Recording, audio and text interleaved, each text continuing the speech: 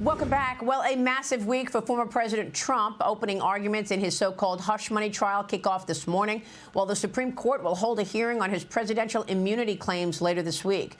Trump is going after Alvin Bragg on Truth Social this morning. Early this morning, he slammed Bragg as, quote, a corrupt Soros-funded district attorney who totally lost control of violent crime in New York.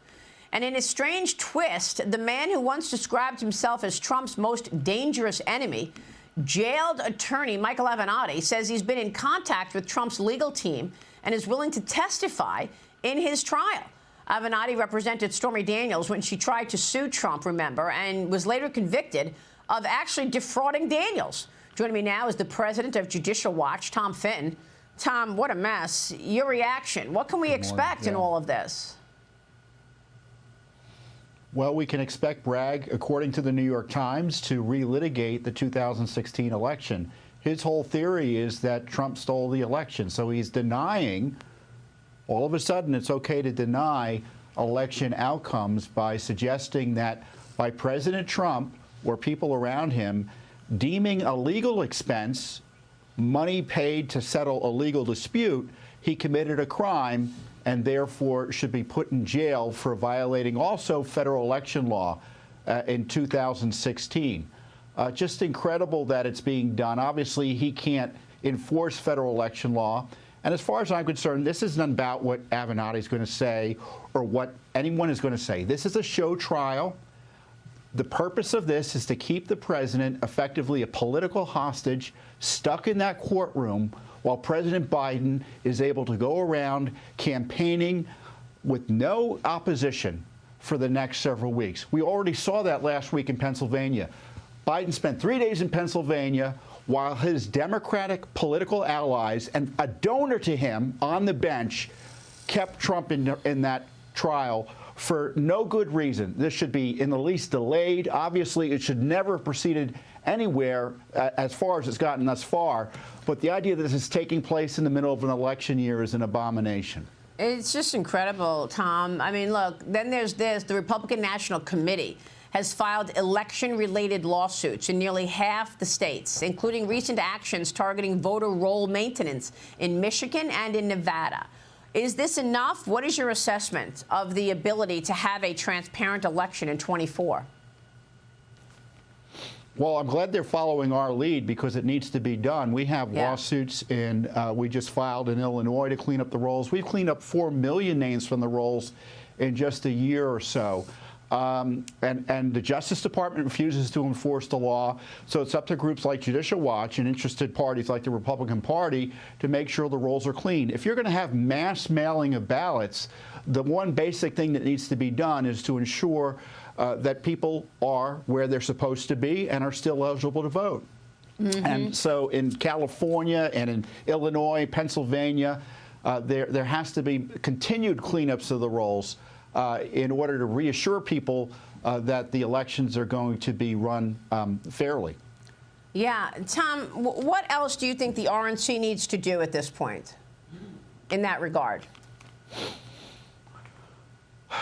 Well, I mean, they're between a rock and a hard place because a lot of these new changes to the rules they have to follow in the sense that mail-in balloting and ballot harvesting. But all those processes generally undermine free and fair elections. And I don't know if this is going to be the year to challenge it because it may be too late. But in the long run, we got to ensure voter ID and certainly ensure that the 10 million illegal aliens the president has let in aren't able to vote easily. That, to me, needs to be a priority, to preserve the right to vote to citizens only. Right now, the protections there are virtually nil because no one asks anyone to prove their citizenship to vote in federal elections. And this two-tiered system of justice that we're seeing, I mean, look, now Trump has a gag order. And you've got Joe Biden going to all the swing states, attacking Trump, talking about abortion. Trump can't say a word. No, and you know, let's take a step back also, Maria. It's not just about putting him in jail or harassing him through this process. They're now threatening his life. You had Benny Thompson, a leading Democrat in the House last week, say they should take away the Secret Service protection, and the bill is targeted at Trump. if he's convicted. So they want to get him killed if he's convicted. Is that the new Democratic mantra here? And I hope the Supreme Court, when they're considering presidential immunity, takes a look at what the Democrats are planning to do here, which is to deny the president Secret Service protection if he's convicted and place his life at risk. How is it we can have a constitutional republic where a president is free to act if he can be prosecuted immediately upon leaving office? And frankly, once that rule goes out the window, why can't he be prosecuted while in office? Why aren't there prosecutors right now trying to jail Trump in the various states? I don't know what the legal obstacle would be based on the Justice Department's new rules for Trump. Mm-hmm. Well, it's a good point. How do you see this playing out this year in terms of trials? I mean, now they're talking about once we get the result from the Supreme Court on potential immunity, that if they reject that claim, we could see those two trials in September, 2 months before the election, Tom. You know, my guess is the Supreme Court and even the weaker justices like Justice Roberts, Chief Justice Roberts, are going to want to avoid interfering in the election. And they're going to want to have the courts get out of determining who the next president is by allowing Democrats to abuse their processes. So I think that's how they're going to thread the needle. I think they're going to come up with decisions that effectively put the resolution of these issues past the election. However they do it, I don't know. But does the Supreme Court want to endorse putting the former president and #1 candidate on trial a month before the election? I have a feeling a majority won't want to do that. Yeah, here's Ted Cruz talking with me about voting and whether or not the whole plan of an open border is to get illegals to vote. Tom, watch this.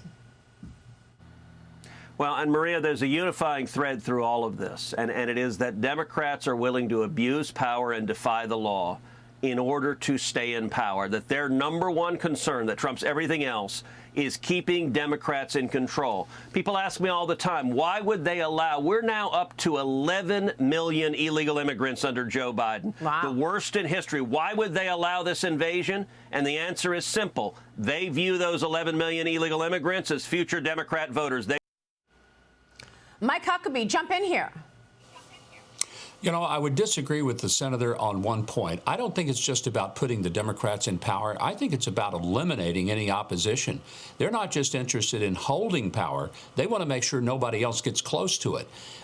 The attack by the Democrats toward every Republican, particularly Donald Trump and everyone who follows him, is just an outrage against a whole free country where people can view or have their views and express them and then be incredibly punished for them. This is really a disgrace to America, and the Democrats own it. Tom?